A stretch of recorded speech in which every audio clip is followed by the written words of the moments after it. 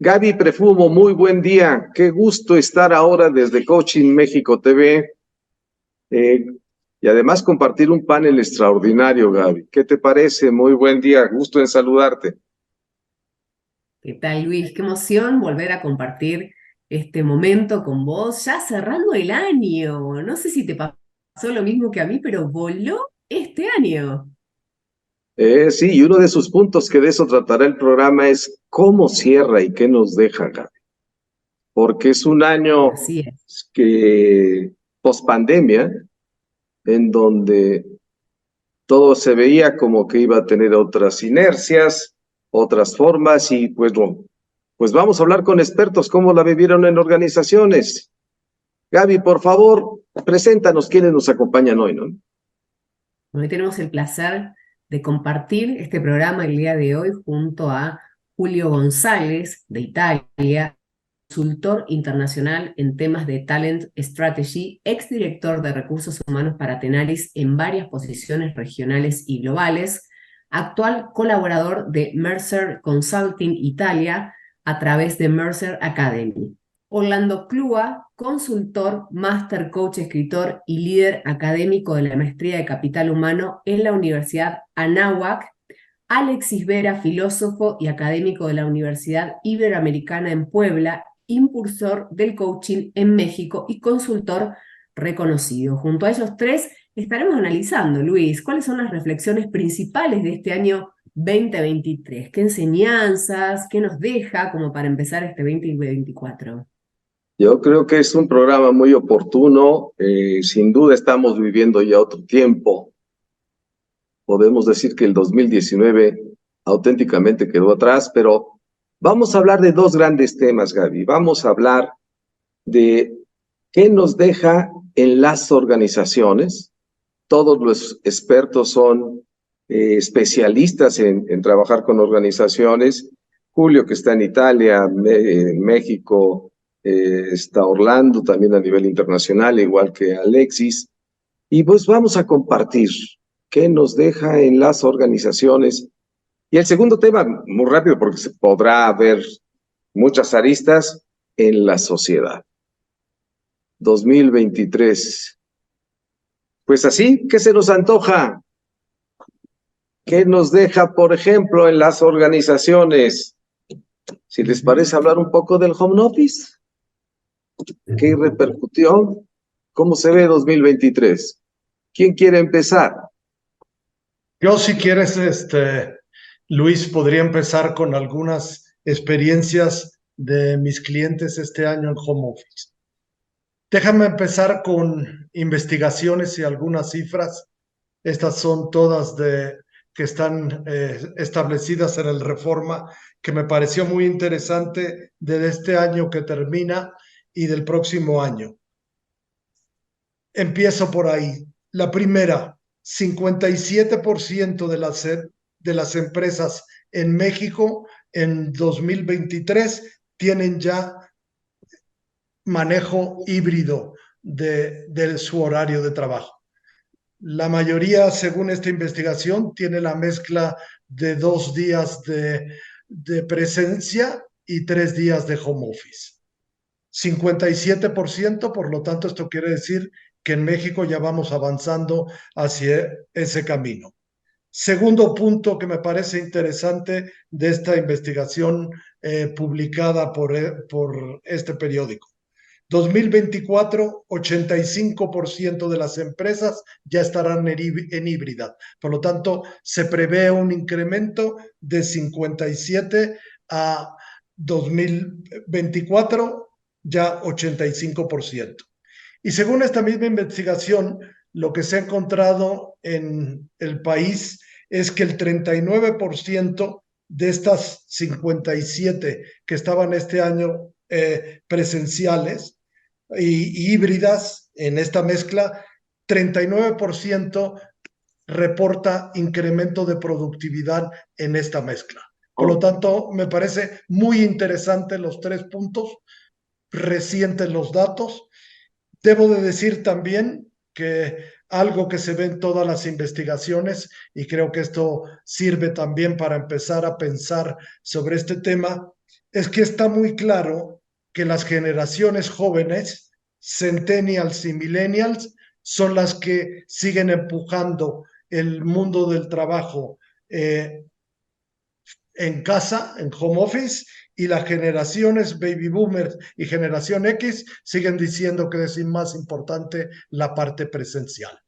Por lo tanto, este panorama que acabo de decir de 3 datos de investigaciones y este esquema creo que nos puede empezar a dar pie a hacer algunas reflexiones sobre esta situación que estamos viviendo. Julio, Sí, interesantísimo el dato que nos compartió Orlando.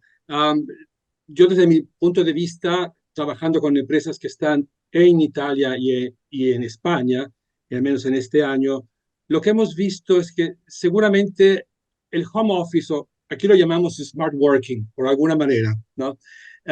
Y la idea principal es que esto como que fue completamente comprado por las organizaciones. De hecho, hay contratos colectivos de trabajo que reconocen que una vez a la semana o 2 veces a la semana las personas pueden trabajar desde su casa. La cosa que también está sucediendo es que hay algunas revoluciones. Hoy, recién, hace 2 días, fue la firma de un contrato de trabajo de una famosísima multinacional italiana del mundo de los anteojos. No vamos a hacer ningún tipo de publicidad, que decidió que 20.000 personas en sus oficinas en Italia redujeran su horario de trabajo, pero desde un punto de vista, lo que llamamos aquí vertical, o bien van a trabajar solo 4 días a la semana, no smart working, 4 días a la semana, haciendo lo que se está llamando ahora un contrato que se llaman de 100, 80, 100, o bien 100% de tus objetivos, 80% del tiempo normal para que tú puedas manejarlo como quieras y 100% de tu sueldo. Y esto ha sido una manera de reducir las horas de trabajo y evitar también el gran tema que había con el smart working, porque el tema, siendo tan flexible, pues muchas personas no estaban en las organizaciones, ¿verdad? Y entonces, digamos, pongo sobre la mesa una cosa que nos está llamando mucho la atención. El smart working no es un tema, se acepta, se negocia pesantemente. Como decía Orlando, las personas más millennials o bien generación Z la ponen en el plato de negociación para aceptar un trabajo o menos.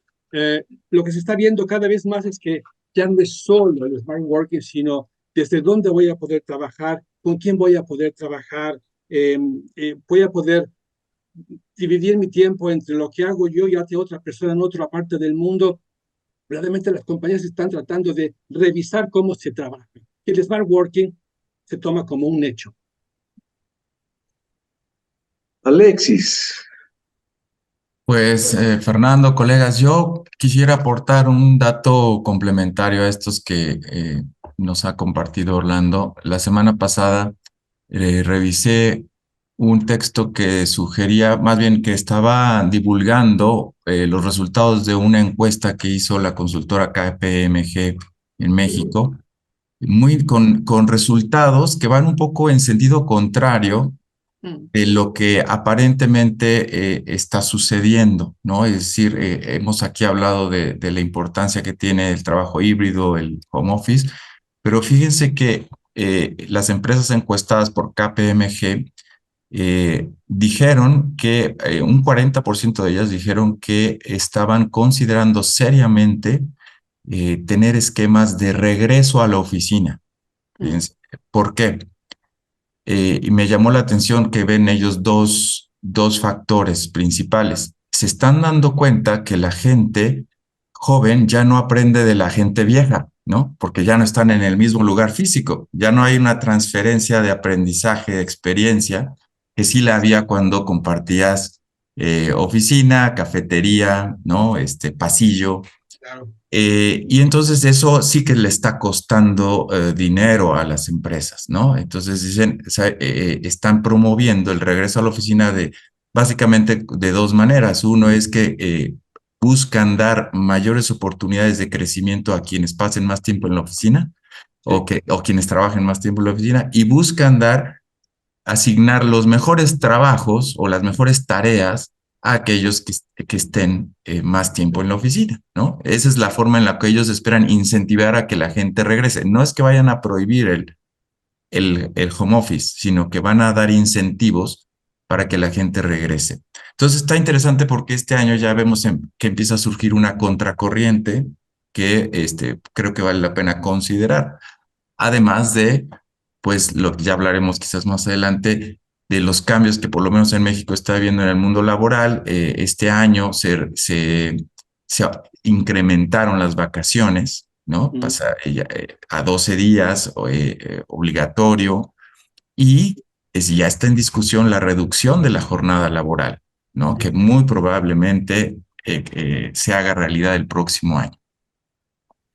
Caray, entonces, a ver, don Orlando, uno de los datos que dices es que el 50% de la gente está trabajando ya de manera híbrida, las empresas, y traen un 30 y tantos por ciento de incremento de rentabilidad, De desempeño de las personas, de desempeño. no de rentabilidad, de desempeño. Que esa sería una de las preguntas. ¿El híbrido, el trabajo a distancia, le pega a la rentabilidad? Yo no necesariamente estaría de acuerdo con que el trabajo híbrido le pega a la rentabilidad. Me parece que es un tema que necesita revisarse, pero yo no creo que necesariamente todas las personas o todas las organizaciones que estén en un modelo híbrido van a tener menos rentabilidad. Me parece que por lo menos la realidad que yo veo no me indica eso. Ok. Pero por otro lado, como sea, la gente trabaja menos horas. No, pero quizá me gusta sobre todo la parte que nos dijo Alexis sobre esta preocupación que tienen algunas empresas para poder asegurarse, ¿verdad?, que el conocimiento de la gente más boomer pueda pasar a las personas más junior, llamados de alguna manera. Regresando al ejemplo que yo había comentado sobre esta compañía de anteojos en Italia, uno de los motores que ellos están haciendo para poder reducir estas horas es que obviamente los boomers están tratando de jubilar, porque no es cierto que se están jubilando todos como quisieran haberse jubilado, al menos no en Italia. Y para poder entonces estimular que esta cosa suceda, a los boomers que aceptan este régimen de 4 días a la semana, les hacen una posibilidad de salir del trabajo en 3 años, acompañándolos, pero con el commitment, con el empeño, el trabajo específico de formar una persona más joven, a la cual le viene prometido posiblemente no una carrera, porque seguramente las carreras construidas sobre presencia y no sobre mérito, pues como que tenemos que discutir mucho, ¿verdad? Porque aquí lo que es importante es el resultado, no es que estemos presentes. Entonces, lo que sí están haciendo es que en esta solución están tratando de resolver tantos temas. La calidad de tiempo que quieren las personas más jóvenes, la necesidad de la organización de recuperar y mandar adelante el conocimiento organizacional, y por otra manera, también tener que manejar no solamente estas dos poblaciones, sino tantas otras poblaciones que quieren un manejo más personalizado, más, aquí lo estamos llamando humano, que dé respuestas a las personas. Se ha entendido que es la única manera de ser rentable, Luis, porque si la gente no trabaja contigo, tú no vas a ninguna parte. Entonces, posiblemente la grande esperanza es ver que estos algoritmos nos demuestren que hacer todas estas operaciones va a tener un impacto en el negocio al final.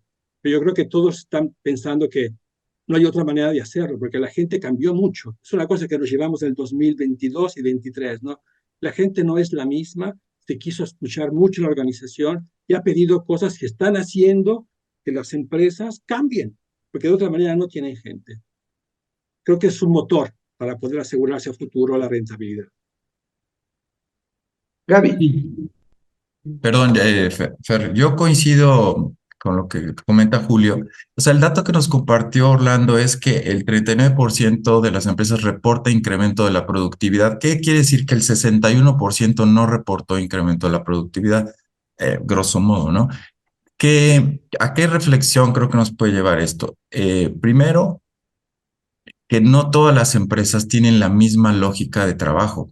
Entonces, por supuesto que hay empresas que se benefician del trabajo a distancia. Yo pienso en toda la industria digital, pues el trabajar de manera híbrida y con home office te permite tener acceso a los mejores talentos independientemente de dónde se encuentren en el mundo.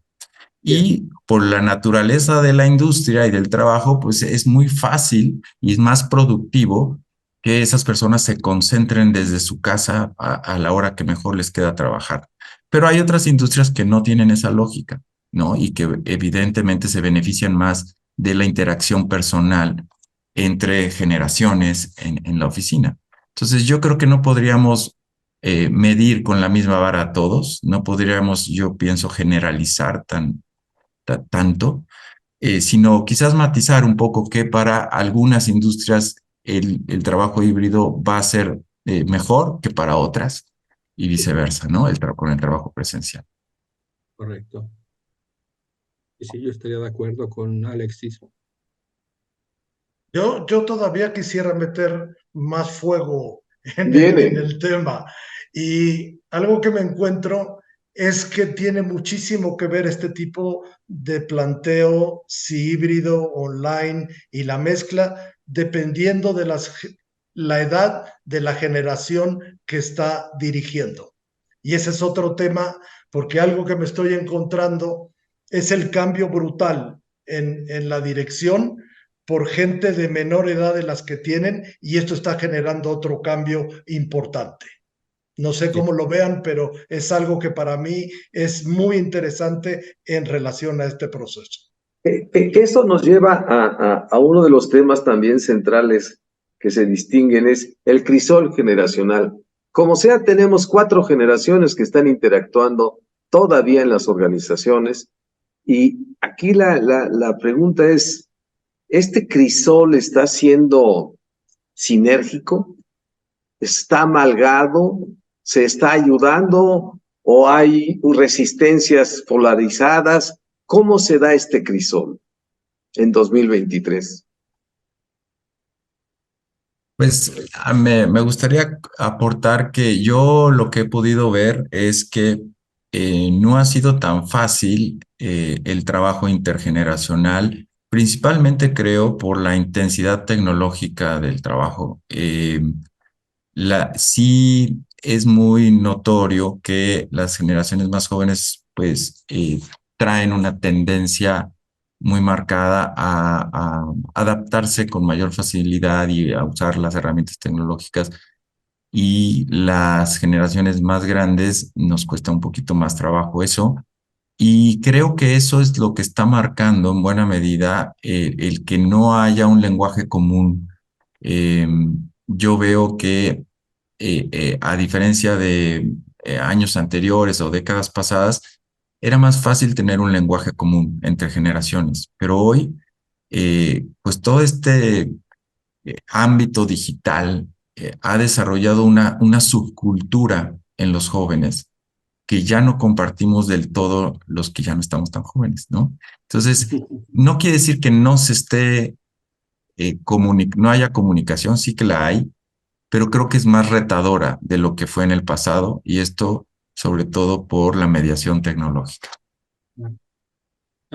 Construyendo un poco sobre Quisiera, lo que dijo Alexis, a mí me ha sucedido en este año, mucho más que en los años pasados, peticiones de soporte de coaching a jefes nuevos, que tienen que tomar un grupo de personas que son obviamente más senior que ellos, y donde el proceso de los primeros 100 días, ¿no? Que todos seguimos en acompañar a un directivo a su posición, pues está hecho mucho a través de su capacidad de leer las diferencias, manejar la inclusión, ¿no? Entender que hay agendas diferentes y que la suya como jefe es no es la única agenda, sino que hay otras. Entonces, sí hemos visto que las organizaciones, al menos algunos de mis clientes, se han atrevido a hacer este cambio, sabiendo bien que tienen que trabajar mucho en el contexto, pero al mismo tiempo hay que manejarlo, ¿verdad? Porque al menos aquí en mi escenario, el boomer está empujando efectivamente para salir de la organización y los más jóvenes van a tener que tomar el lugar sí o sí. De otra manera, la compañía va a tener un problema, ¿verdad? Y entonces hay muchas ganas o necesidad de experimentar, de ayudar a esta gente a crecer y de construir la comunicación, que no es tan fácil como bien lo estaba diciendo Alexis. No es inmediato, pero hay que mediar. Y es una oportunidad para nosotros, ayudar a mediar a estas personas para que puedan establecer estos puentes de comunicación entre ellos. Es una oportunidad. Una pregunta que quería introducir en justo esto que ustedes estaban tocando ahora es ¿qué pasa con los jóvenes y su nivel de satisfacción en la vida dentro de las organizaciones? Digo, las empresas que están hoy, ¿le están dando realmente lo que los jóvenes necesitan? Digo, la solución es trabajar 4 veces a la semana en vez de 7 para ellos, es poder hacer home office, es tener un híbrido, venir a la oficina cuando quieran, trabajar únicamente por resultados. Digo, realmente el nivel de satisfacción de ellos, ¿cómo está? Y si las empresas de verdad le están dando lo que ellos necesitan o lo que quieren.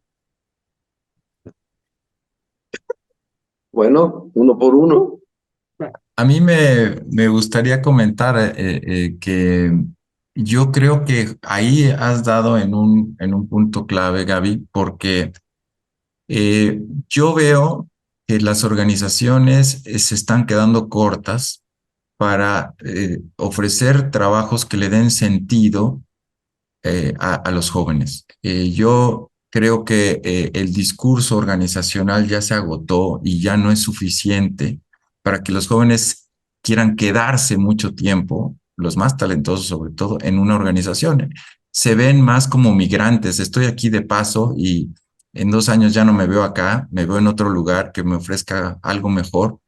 Y es porque ya no, las organizaciones no le están ofreciendo algo que permita que el joven se sienta incluido y le dé sentido. La otra vez estaba yo platicando con una alta directiva de una organización muy grande, consultora multinacional.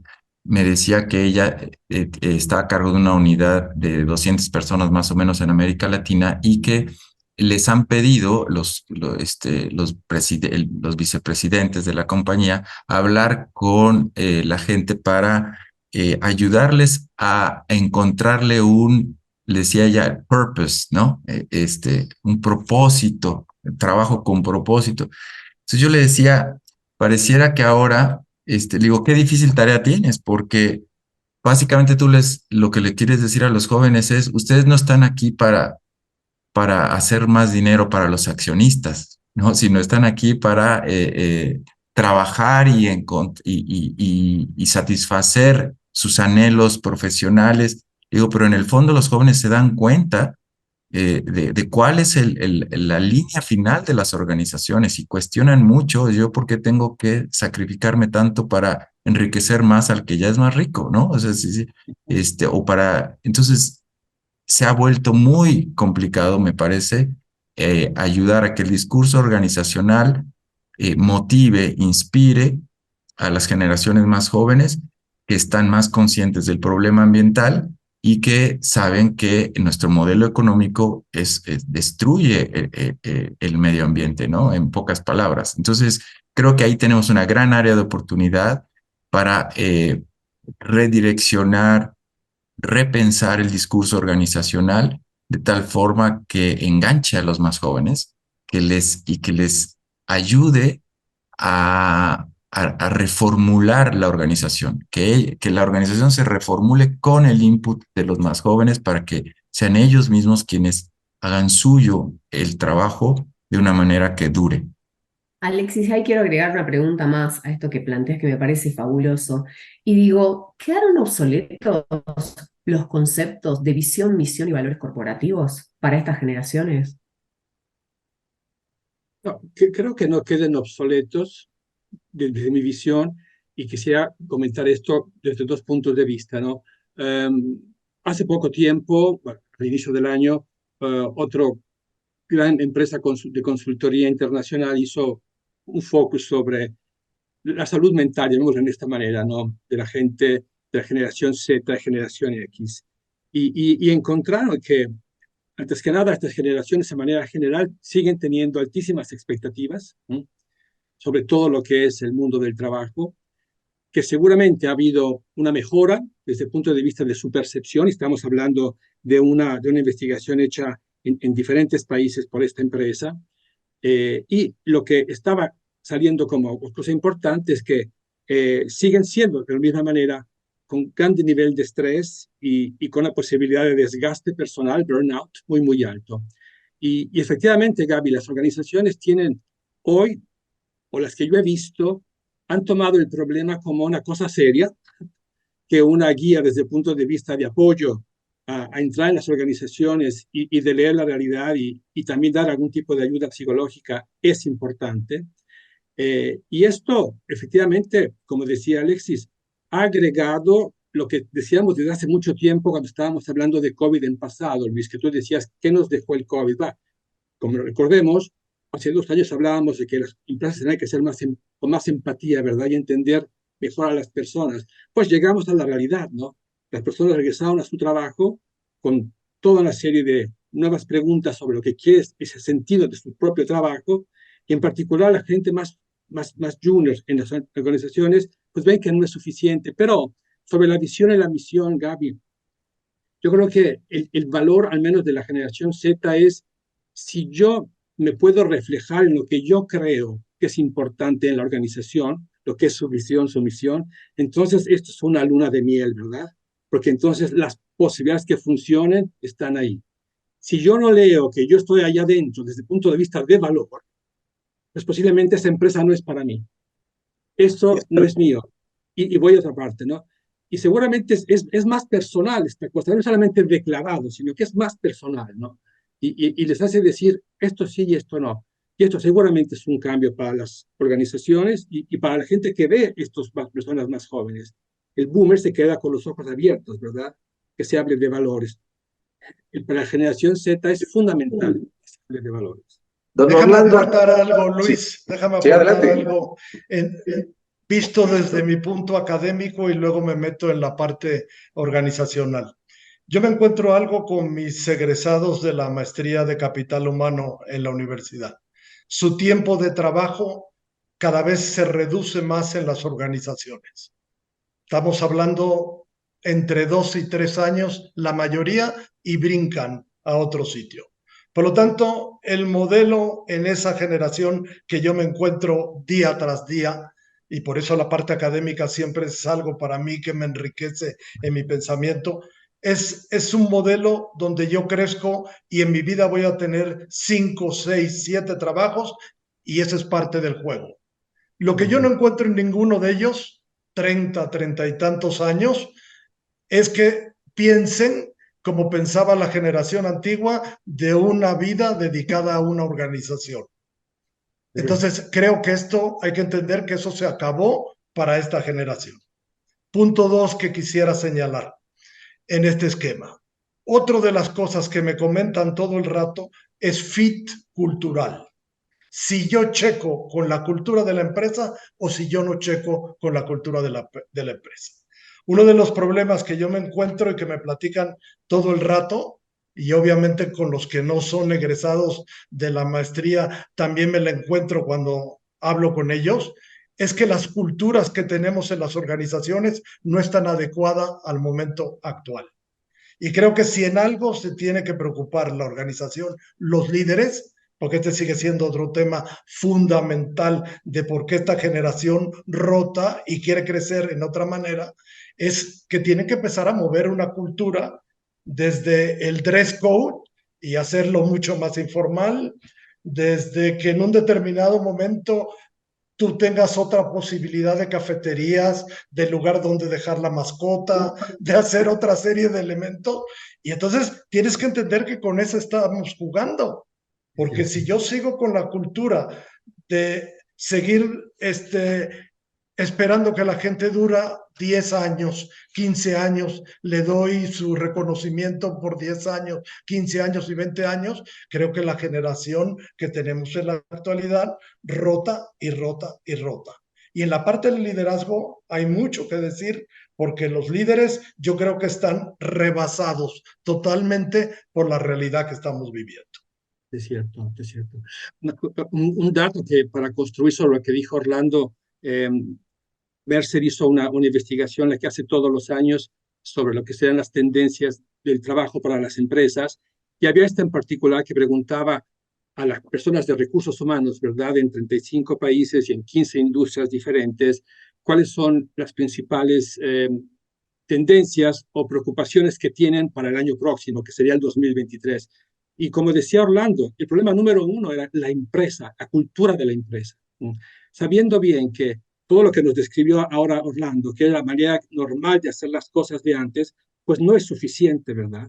Y que efectivamente hay toda una serie de identidades diferentes que quieren tener un significado dentro de esa empresa. Y entonces el desafío efectivamente es cuánto ayudo yo a mis líderes efectivamente para que vean la necesidad de esta cosa y actúen, y cuánto efectivamente desde el punto de vista de recursos humanos estaban listas los grupos de recursos humanos para ser ágiles y encontrar soluciones que pudieran resolver y el problema del negocio y el problema de las personas. Entonces, seguramente la empresa en el 2023, hablando de las cosas que nos llevamos del 2023, ha sido una gran discusión en las empresas, mis clientes, ¿no? ¿Cómo hacemos para que esta cosa funcione? Porque lo que hacíamos antes no es suficiente.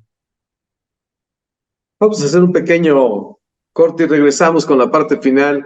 Me gustaría que habláramos del liderazgo, el liderazgo factual que está sucediendo y un poquito los impactos que tenemos a nivel sociedad global. Volvemos enseguida.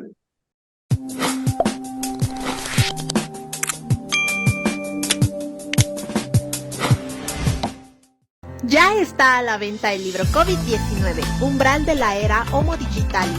Conoce las principales narrativas de la pandemia del COVID-19 y la aceleración del camino hacia la era del Homo Digitalis. Adquiere el libro en su versión física en librerías Gandhi o por Mercado Libre, o bien en versión ebook en plataformas como Amazon o en la editorial Gránica. También puedes mandar un WhatsApp para más información.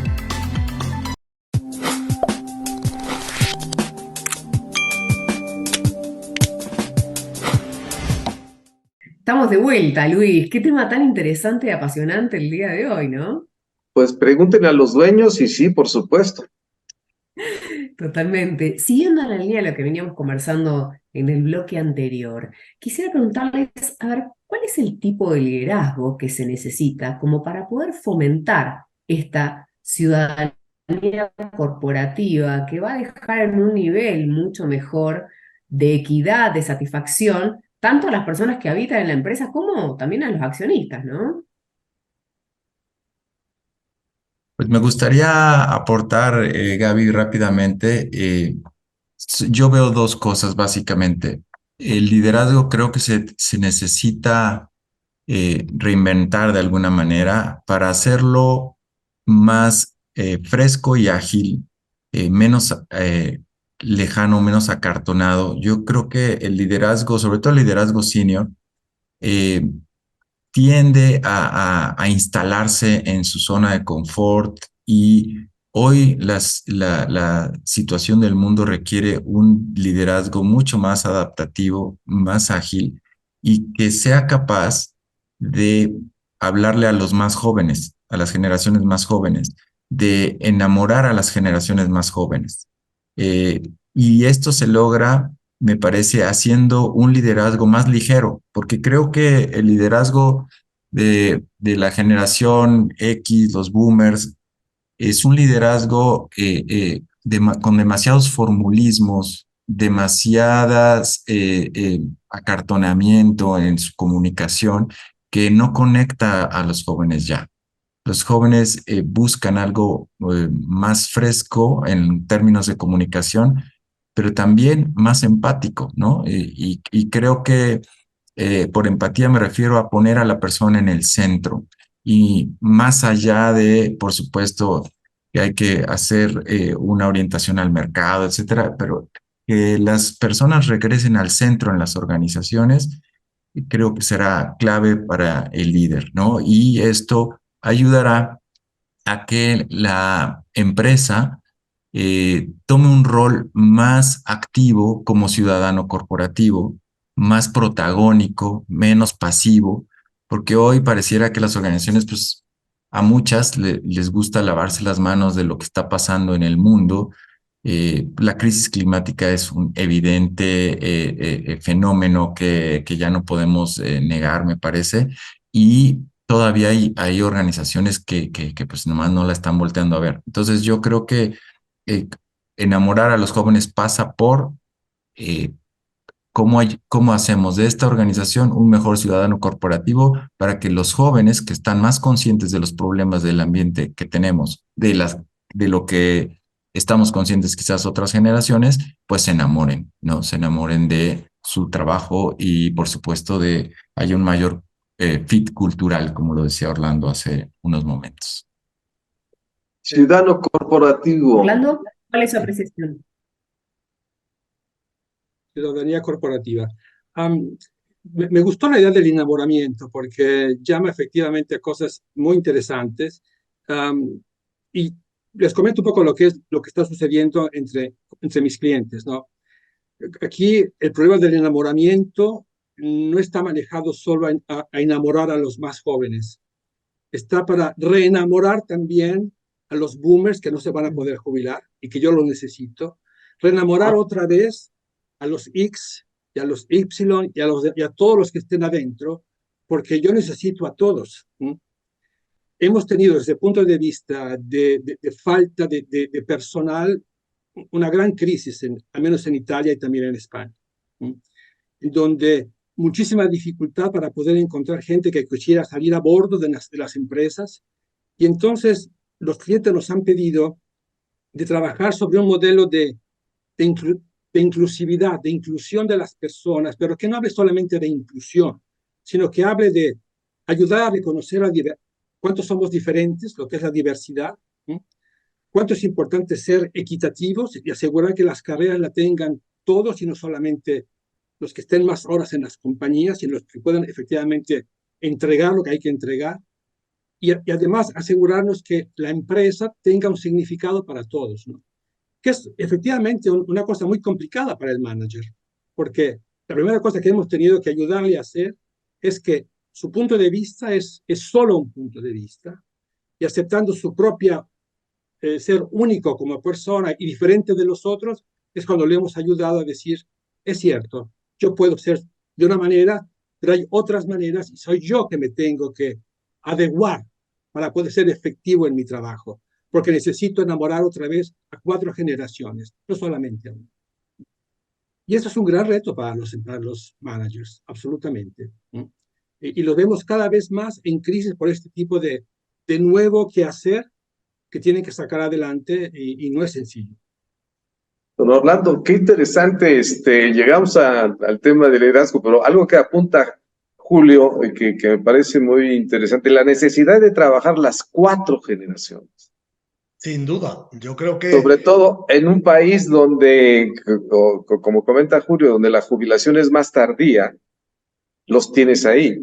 Yo tengo la impresión de que en México, con mayor facilidad, posiblemente hayan desplazado a baby boomers, pero la necesidad de trabajar con las 4 generaciones y que tengas que enamorar a estos 4 y que hagan sinergia, ¿no? Porque como comentaba Alexis, pues hay posiciones diferentes. ¿Y qué nos platicas, don Orlando? ¿Qué le dices a tus clientes que ponen el dinero para que las empresas sigan trabajando? Mira, yo lo primero que estoy totalmente de acuerdo con Alexis y con Julio es que all you need is love, como dirían los Beatles, ¿no? All you need Todo is lo que love. se necesita es amor. Y si realmente podemos hacer organizaciones que tengan ese sentido de gente enamorada, al fin y al cabo eso es el modelo de engagement y de compromiso que estamos buscando en este momento a través de un liderazgo positivo, pues realmente vamos a tener mejores resultados porque vamos a tener la posibilidad de lograr una involucración emocional a través de un salario emocional en las 4 generaciones. Y este concepto de salario emocional, creo que después de la pandemia realmente ha sufrido mucho como concepto. Y otra vez tendremos que volver a retomar este salario emocional. Debo de decirte algo, porque a mí me gustan las investigaciones. Quiero agarrar 2 cosas de INEGI de este año. México sigue teniendo 6.300.000 unidades económicas en este momento, según la INEGI, desde chicas hasta grande. Y uno de los puntos que ha dicho INEGI en varios conceptos este año es que 65% de esta muestra usa el estilo autoritario como principal estilo de liderazgo. ¿Qué me quiere decir esto a mí en esos 2 datos? Que todavía tenemos mucha gente dirigiendo que no entiende el concepto de que all you need is love. Entonces, como que habría que hacer una serie de esfuerzos, y es algo en lo que yo estoy metido siempre de la mañana a la noche para transformar este concepto. Doy una más que va en la línea esta de dar alguna respuesta. La Universidad de Rice en Estados Unidos está hablando en este momento como un concepto fundamental las habilidades nuevas en esta época para los líderes. Y las voy a enumerar en forma muy rápida porque sería objeto de una plática mucho más larga. 1, liderazgo y desarrollo de talento. Y este concepto de liderazgo y talento sigue siendo un punto que me parece que en este concepto autocrático que decía la INEGI, pues como que no me parece que se le dé mucho valor y mucho esfuerzo dentro de la organización. Segundo, creatividad. Y la creatividad en el fondo me va a permitir innovar, porque la creatividad es lo que realmente me hace ver las cosas desde otro punto de vista y empezar a innovar. Tercero, capacidad de que los líderes escuchen. Y uno de los conceptos que enfatiza Ray en el liderazgo es saber escuchar y tener conversaciones difíciles y desarrollarlas de liderazgo con su equipo de trabajo. Sensibilidad emocional con otros. Interesantísimo. Hace rato hablábamos, hace algunos años, de inteligencia emocional. Ahora estamos empezando a hablar de sensibilidad emocional en el líder, que entienda y perciba qué está pasando. Otro punto, tecnología y el upgrade tecnológico que necesitamos. Y el último, change management. ¿Cómo le hacemos para gestionar el cambio en este proceso? Para mí, si quieren un buen concepto, que hay que trabajar esta línea que se plantea por esta universidad para desarrollar gente con estas características. Bueno, parece ser que es un tema álgido. Parece ser que 2023 es muy diferente en las organizaciones a 2019, que no va a regresar. Aquellos que creen que va a regresar están en otro mundo. Parece ser que 2023 fue claro la necesidad de un cambio y ha costado sangre. Hay muchas rotaciones, hay muchos descontentos del liderazgo tradicional, hay muchos reclamos. Yo escucho tanto a jóvenes como a baby boomers, dueños y gente que se quiere desarrollar, pues que dejan ver digamos, este ajuste que se está dando de manera natural, de manera circunstancial. Y yo quiero agradecerles enormemente esta primera charla. Yo sé que da para muchas, pero antes de que la termináramos, quisiera que pensaran en una palabra y reflexión. ¿Qué fue 2023 para las organizaciones en términos genéricos? Si quieres, comienzo yo, Luis. Perdón, Luis. Si quieres, comienzo yo. Yo quisiera sumar algo más a la petición de Luis, que él dice, bueno, ¿qué frase describiría cómo fue el 2023 en las organizaciones? Y también que nos puedan decir qué debemos dejar en el olvido. ¿qué frase escribiría y qué deberíamos dejar en el olvido?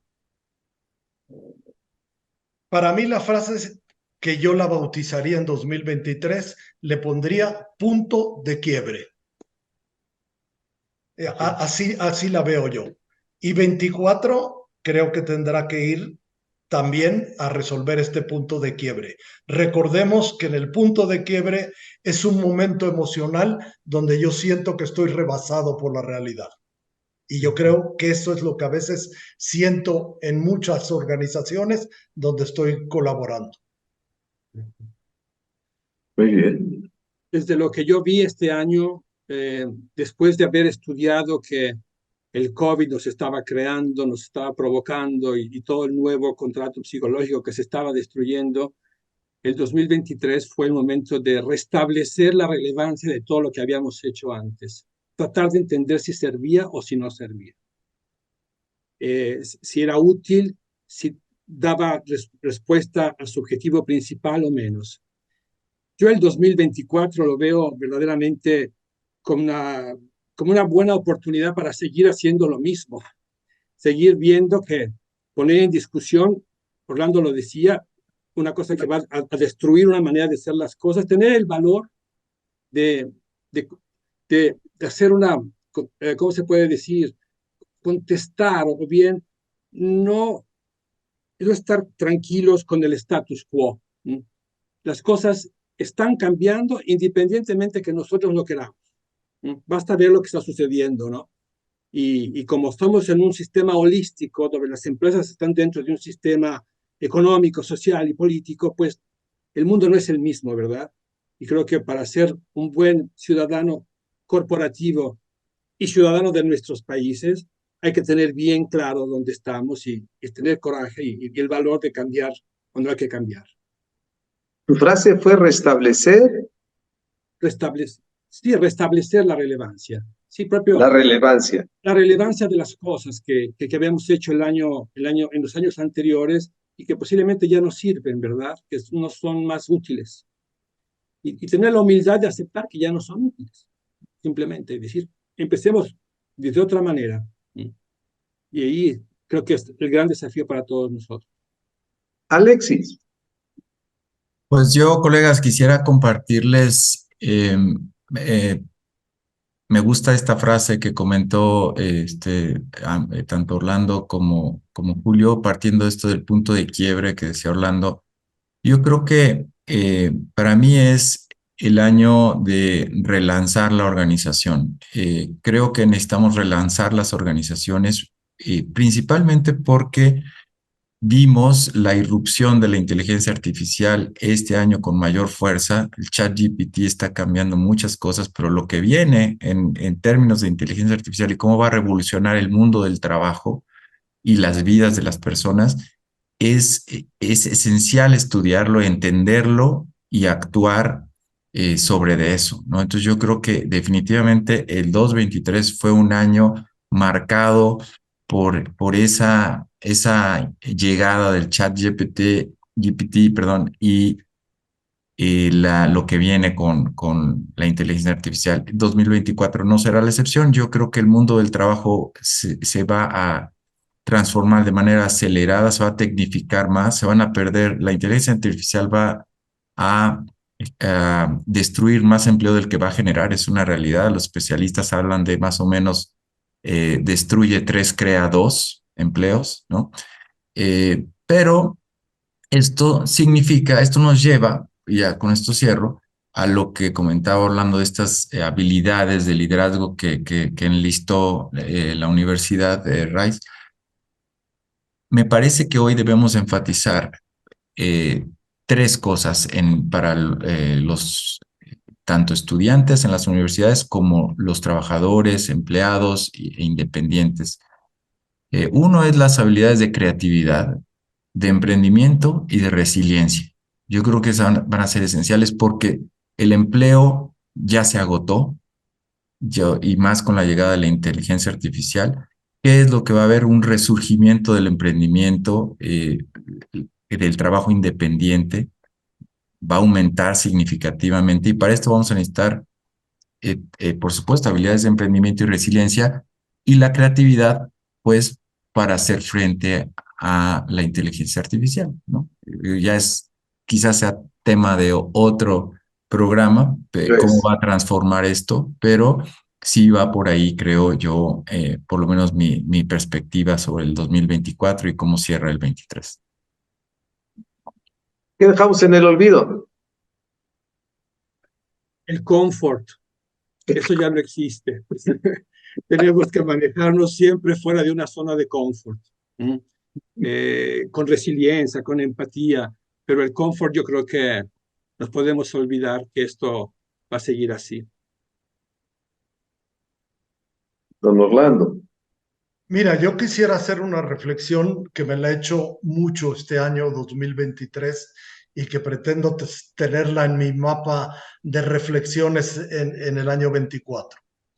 Yo volví este año a revisar algunas cosas que había leído de una filosofía del siglo XVI japonesa, Wabi Sabi. Y Wabi Sabi se llama la belleza de la imperfección. Y está basada esta filosofía que hasta ha influenciado el arte japonés en una forma importante en tres conceptos budistas que me parecen extraordinarios. Nada es perfecto, nada es permanente y nada está completo. Y lo que habla el Wabi Sabi es que uno tiene que aprender a fluir en esa realidad entendiendo esos tres conceptos. Si cualquiera de nosotros como persona o como líderes y como organizaciones extendemos este esquema, pues nos pondremos a trabajar, nos pondremos a resolver una serie de situaciones y nos permitirá avanzar por 2024 fluyendo adecuadamente y logrando más que lo que a veces por olvidársenos estos conceptos tan interesantes se pierde. Muy bien. Mi querido Alexis. Pues yo cerraría compartiendo que creo que hay que olvidar la rigidez del status quo, ¿no? Yo creo que eh, los tiempos nos están mostrando que si hay una virtud que cualquier organización debe tener es la flexibilidad y la versatilidad. Entonces, desechar la rigidez me parece que va a ser esencial. Justo un poco también pensándolo ya en términos budistas, como sugería Orlando, por este principio budista justamente de la impermanencia. Nada es permanente, todo está cambiando, ¿no? Entonces, yo creo que las organizaciones deberíamos de ser más resilientes, menos rígidas, más responsivas a lo que está, a los cambios, pues. Oh, ¿qué programa, Gaby? Y Luis, la verdad es que una delicia haber podido contar con este hermoso panel para hacer este cierre. Ellos que están tan cerca de la gente, de la vida en las empresas y que tienen tanta reflexión en términos de cómo hoy la vida nos impacta también a nivel social y qué necesitamos para poder abordar este 2024 de una manera más entera, más comprometida y con mayor significado. Claro. Bueno, pues muchas gracias. De verdad es muy disfrutable. La puerta abierta porque sé que vamos a tener comentarios y preguntas. Y bueno, pues vivamos el 23 y vivamos el 24. Y el objetivo al final es provocar. ¿Qué le deja a los que lo ven? No importa de qué generación seas. ¿Qué te deja esto? Nos vemos en el siguiente. Muchas gracias. Hasta luego. Gracias a todos. Gracias.